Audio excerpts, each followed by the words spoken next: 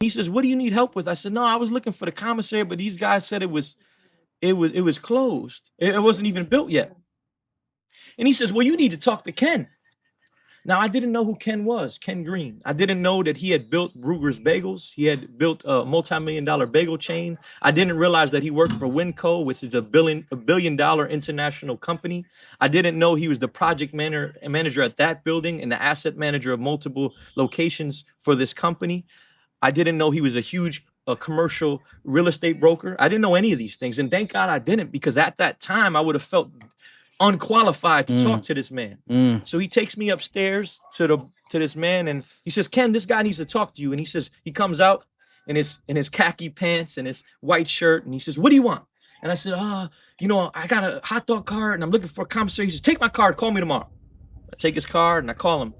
So I call him the next day, and he says, "You ever thought about starting a restaurant?" Well, he calls me in. And when he calls me in, he says, "You ever thought about starting a restaurant?" I was like, "Not really." He said, "Would you be interested in starting one?" I said, "Yeah." So he starts showing me how he's building out 7 restaurants and a coffee shop and a bar.